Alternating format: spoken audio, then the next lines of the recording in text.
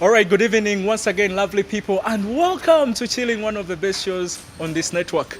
Now, keep on following our social media outlets. Go on to Facebook, Twitter, and YouTube. That's Chilling Ubctv. Now, from the pitch to a fast food restaurant, a chilling classic. I couldn't disagree to that. Now we have landed to one of the greatest restaurants around, which is almost in the same vicinity, and this is Great Burgers, here to have a fantastic time and relax a little bit, because after that field work, I'm sure I need to put something in my tummy and have a simple catch up. Now, my guest made his debut as early as 2010. Now he's also done great things for the team.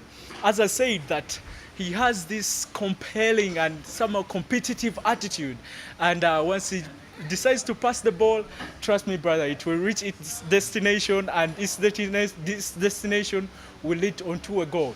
Now I'm still with the incredible Juma Ibrahim here with me, Sadam, and we are continuing on with our conversation. Yeah. Juma, Yep. once again, welcome. Thank you. How are you? I'm good. Yeah, so do you hang out in such places once you have some free time? Do you like go to fast food restaurants and maybe have a burger or two? Yeah, that is, I think, in my off season. Yeah. Yeah, but when the season is on, it's rare for me to be, at a fast food restaurant. Because we really need to take care of our bodies, and we have to be healthy. You understand? So you burgers decided are to good. go with simple salads. Yeah, I'll go for a simple salad because I'm from training and I need to get back. Carbs are always good. I need to get back my energy and the appetite, to have a meal later on. Yeah, so salads or fruits for a start is good. Do you think I'm a nerd to go for a burger? Yeah, you are really with your weight. You're Oh, come on. Are you calling me fat? not really, not Oh really. my God. But you need to, you really need to take care of your. the gym. You see, these muscles don't just come for. Yeah, sure. But you need to take health, Take healthy food. Yeah. I 'cause take veggies too. I take some salads too at home. Oh, really? Yeah. That's good then. That's good because you really need them. You need that extra water. You need your body to be, flexible and not carrying a lot of fat. Juma, I mentioned that your debut came as early as 2010, and if I remember properly, you guys were playing Tanzania, Taifa, Yeah, sure. the Taifa Stars Sure, from sure. Tanzania. I mean, has that memory stuck in your brain? You even actually hoped your team come to the championship level. Yeah. Oh, Dorothy is here with our meal. Thank you, sweetheart. It looks appetizing. Please dive in. Doesn't he need like a fork or something? Yeah. So this is my burger. Thank you very much, sweetheart. Take my tray. Yeah. You should take your tray. I can't wait because I'm starving. Let me take a bite. How is it? I feel like I'm eating a moon or something like that. It's like there is an entire life in this burger. It's not healthy. It's not. I can't even tell myself. Brother, what happens if you? The aroma is What good. happens if you? Yeah, the smell is appetizing. You You see? know how much calories does it carries? Yeah. I'll burn the calories later on. I'll hit the gym and. It's not really good. It's not really good. Okay. Now, my current club, international club, is Man United. Yeah. Right now, they are sort of having a dry spell. Yeah. There's lack of goals. There is disorganization in the dressing room. Once that happens, maybe on a national level with you, Uganda Cranes, what do you do in that situation as a player? Those dressing room scenarios, they really do happen in any team, but it's all about how you come together as a team, how you cooperate, how you get along is the reason behind everything. So it's easy when you get along and you come together as a team, and then you tough out the issues, and you stay together, because every dressing room they have their own battles inside there. You understand? Some don't come out, to the public, but they always a few. So it's really hard, for a team to be like going on and on every season, not getting any, problems. Because things have to change. Yeah, they always have to change. So Rain and sunshine. yeah, it's all about how you come out, you face your problems, you face your fears, and you tough them out, and then you become a better team. You understand? Okay, so particularly you, what do you tell to your fans if that sort of time? Because I know that time you need more support from the fans. What do you always tell them? To stay patient and waiting for better times? Yeah, you know, it's you know, fans are fans. You know, we love them because they push us, and you don't have to be so much to the fans, you know, because they always judge, and you know, things happen. Sometimes things don't go your way. You understand? So you really need to work on the pitch than outside the pitch. You understand? You really need to prove, to improve always, you know. So you do more of the talking on the pitch than outside, you know, because the fans want to see what you bring out, and they want to see the best out of you. So you don't only come out to the fans and you tell them, I'm going to improve, I'm going to do this. The next game you're not. You only have to do it on the pitch. That's when they're going to count you. So with the span of your career, tell me, have you encountered any bizarre experience? Yeah, like there are two. When I went for our trials in Nottingham Forest, and everything went through. Ooh, that's UK. Okay, but unfortunately the deal couldn't go through. You know, it What really. happened? Oh, there were. It's a long story, but there were a few no, like my team by then, Bonamwaya and Nottingham Forest. There were a few, you know, links between, yeah, pulling and doing, yeah. Somehow it died. Yeah, it died, you know, and the other guys were really, really interested in me, so it really broke me, and I had to come back, and then that's when I went to Vietnam because I couldn't hold it anymore. I saw like the team betrayed me, you know, the guys in the team, they betrayed me, but I took it on, so I went to Vietnam. And the second bizarre moment was when I got an injury, a knee injury, that kept me out for 2 years, you know, 2 years. I read about that. I felt sorry. Yeah, but it was all about, you know, myself, you know, coming back, you know. It was really a hard time because I had to leave ball for a year, not knowing what was happening, all the new players that came on. I would not even get close to a pitch, you understand? I was fighting my battles inside. So that time when you're fighting your demons, I mean, what is your creative process like? How do you empower yourself? That was the right question. How do you empower yourself during that time? I mean, when that time comes. Yeah, You're down, you're not playing, you're injured. yeah, that is one of a very, very like saddest time for any footballer when you're injured. But it's all about being keeping focused and preparing your brain, your mental, you know, side, that you can bounce back, you can come back. By then I didn't have it. I was always rushing to pull myself back on the pitch, but again, every time I would try to get to the pitch, I get a setback, a very bad setback for the knee, the recurrence and stuff. So it's all about preparing your mind and knowing that you can still come back no matter what. You understand? You only have to take time. You accept that right now you're injured. You need to do the process how it has to be, so you can bounce back strong, and you know, you get along. Let me give you one advice, my friend. You're still young, and the way I've seen how you play on that pitch, you're so much promising. I mean, you're better than hundreds, and your charisma, your drive, your competitiveness, it's something that will always keep you driving. So I think it's still too early for you to worry about stuff like that. At least maybe if you clock a certain age that it's impossible for you to come back. So man, let's dive in. Come on, show people that you eat.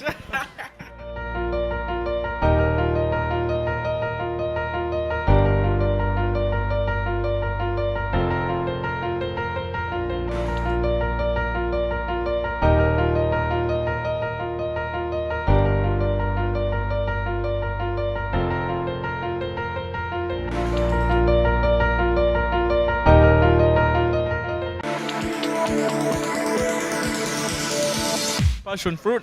Oh, watermelons. It's like almost it's a scrum of every fruit. Good. It's really good. It helps. It brings you. It gives you the energy. You know, if you had a session, it brings you to, you know, your body back and stuff. You know, fruits. It has a lot. You know, it has a lot in it. Thanks to my producer, he has tipped me that I have got some mayonnaise on the other side of my lane. So Sadam, tell me, as teammates and as teammates, you get to interact before and after training or after a game. Is there any funny or incredible teammate that you like to follow on social media? Somebody that can crack your day when you see his post or something. It could be national or club. Yeah, I always, sometimes people think maybe I do that part, the funniest part and stuff. I Are post, you funny? Are you funny? I kind of like on media, on social media, I always post things that are always funny in our. But I've read more of motivational like quotes and stuff like that. Yeah. I do any part. It depends on my feeling. If I'm really happy, I really need to. I always want to share my happiness with a few people, so I can post something, funny. If I'm really down, I can put something that can, push someone out there who is also down to know anytime can get up, and also me to give me the confidence that right now I'm down, but yesterday I was okay, so the next day I can make it better. You understand? So it's really cool. But for the other posts, the funniest I think who always posting, and there's Aaron Katerega. Yeah, he's always posting. Sometimes he posts boring things, but he's always funny. Yeah. So Katerega is really cool. He's okay. Yeah? You've gotten chance to travel to some of these countries. Is there any city that won your heart or caught your heart that you would love to visit once again, or even desire to visit? Is there any city internationally? Sure.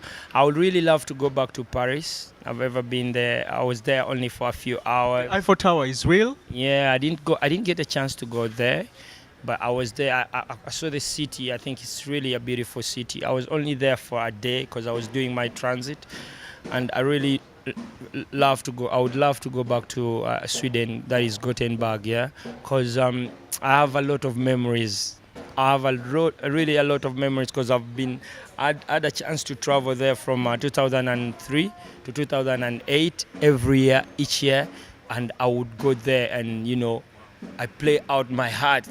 I was a kid by then, so I really want to. I want to go there now to see how it feels right now. When I'm grown up. All right, now I'm going to do a prophecy. I know you guys won't accept that, but I'm going to prophesy he's going to play for PSG soon, so that he will be staying in Paris for the rest of his life. But now we're going to take a break, so we return shortly with Chilling.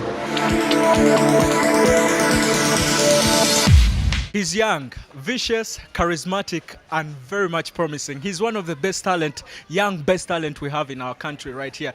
The future is bright for this young man right here. Now, I want to find out, you have become a father so soon. I mean, at a tender age.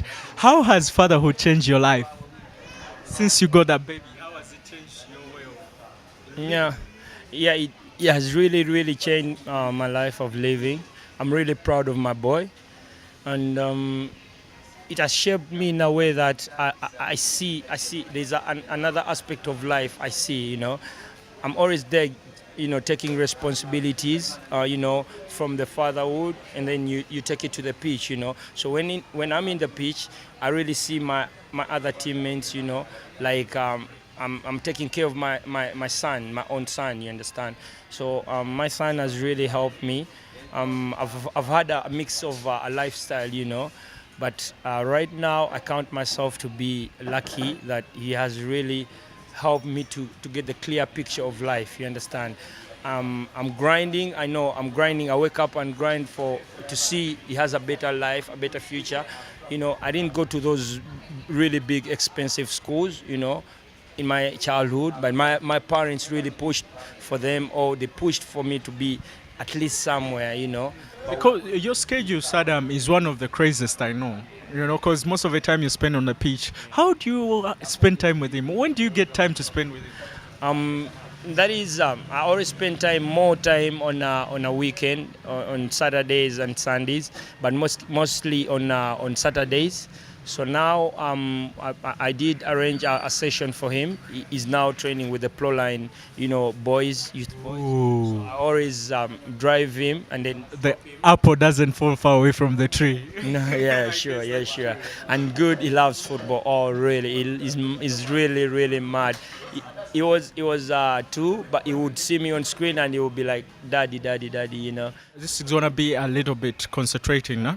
And a little bit focused. How are you going to push out inspiration to young boys, people who are like starting up in this career, people who wanna follow your footsteps, and people who have got their bedrooms with your posters pinned around? What's the best advice you can give them? The best first advice I would give them is to always stay in school. They should always stay in school, and if they get a chance to be talented and they make it somewhere, they should always keep their feet on the ground. You know, they should listen. They should always pick advice, and they should be always focused. They don't forget where they came from. You know, and they shouldn't be taken out by drugs and stuff. School is the best teacher. When you stay in school, you get along away from the drugs and stuff. I'm lucky. I'm one of the players that haven't gone through the drugs and stuff. No, cause they check. You know that the medical checks. Yeah, they are Do more often. Yeah, they are medical checks, but right now Uganda will be blessed because we had a lot of talents that vanished, because of drugs and stuff. So they really need to be disciplined. They should always listen to their parents, their coaches, their teachers, whoever is standing in front of them and giving them a piece of advice. And they should always stay in school. And always don't also forget to train. Keep on training. Grind, grind, grind. Yeah, That was the most important thing. exactly. That's Some who always rely on their talent and they sit back.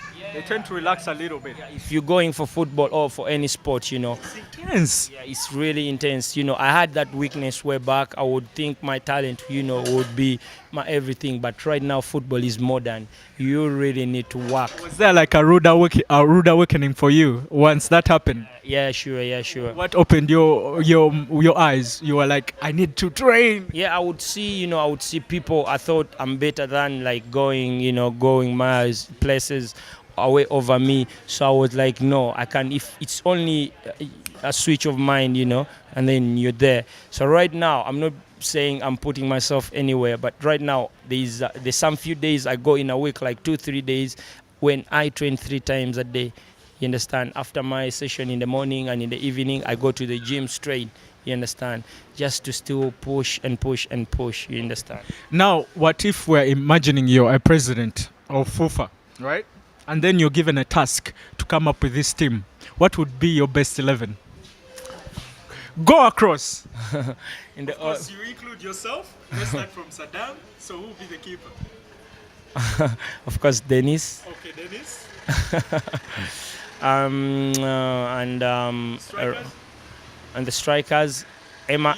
Can as well drag in the legends, people from the past. Oh, yeah. Of course, if Dennis will be in goal, and then right back will be Masaba Simeon, and then left back Walusimbi Wal Jajawal. Centre back will be Ibrahim Sekaja, and to me, Guma, I prefer him in defense. What's your long time favorite? Yeah, or Wassan. Then in the midfield, I used to love Hassan Bajope. Hassan Bajope, I love the way he played, and Owen Kasule, maybe alongside me, if yeah. And then Emma is good. Also, is yeah. Okay, you tried to make. I'm sure it was 11. The 11 counted, but most of them are pursed. They are somehow older than you. What was so special with these guys? Ibrahim Sekaj. Yeah, the way he would carry the team is same like Dennis is doing right now. The way he would carry the team, it wasn't only about what he was giving on the pitch, but the leadership qualities, the exemplary, and like being like the second coach on the pitch. So I didn't have a chance to play alongside him, but I trained with him when I went to the national team my first time.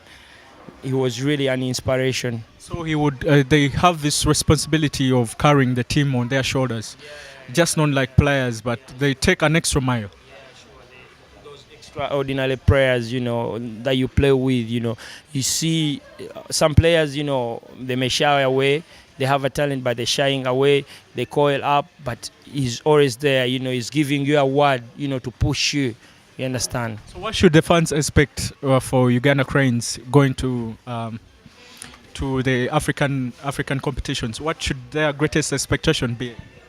Yeah, for the fans have their target. They know they have their ambitions, but also the team also has. So for me, it will be like a team. We hoping to go as far as we can from away from the group stages, because we believe we can, and this is the right time for us. We want to go as far as we can, because our target is no more African Cup of Nations. Now we really want to hit for the pivot top.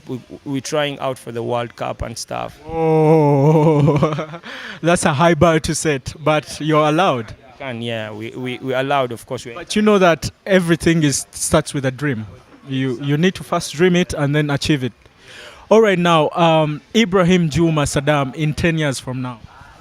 In 10 years from now, of course, I'll still be in football.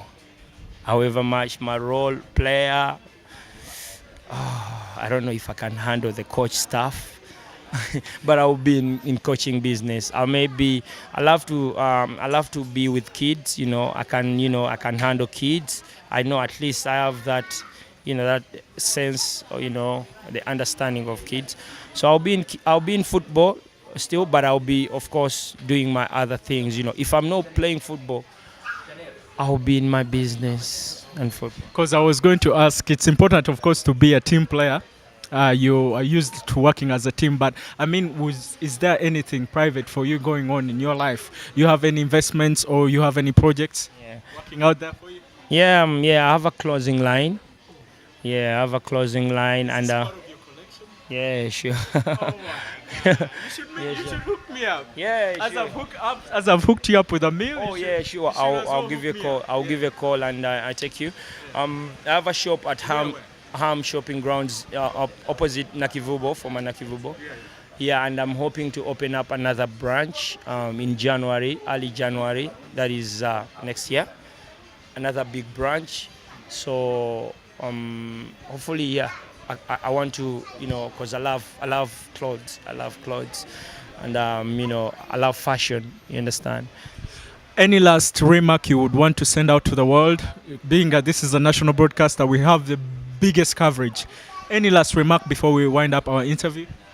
My remarks is to everyone out there, whatever you do, you really need to keep close to yourself. We don't get driven away. There's a lot that is going on in the world, in our country, but we only have to stay loyal to ourselves, to the people we love. We spread the love. We don't have to spread the hatred, be it politics, be what, but don't forget to always get yourself involved in something that is making you happy, like us, football. Football is our life. And they should always be coming there, they should come, football can get easy, any sport, being rugby, basketball, or it can get easy, arrest them, with their problems, worries and stuff, and we should always love one another. Okay, you think the future of football here in Uganda is bright? Yeah, it's really bright. It's really, really, really, really bright. Absolutely, endless, really, really, really, really bright. A young version of Xavi seated right here. I'm telling you, 10 years from now, you'll be seeing this young man playing in the Premier League, La Liga, it could even be the French League, where I prophesied that he will be playing for PSG. Now, Sadam, he's a promising talent, and he's one of the young man that we should be looking on to, when it comes to expectations for our national team and beyond. I've had an incredible time with him. We played. He showed me some of his skills. We've talked. Yeah, why you say that again? Hey. You're not really good in the skills. What about for presenting? You're good. Oh, thank you, bro.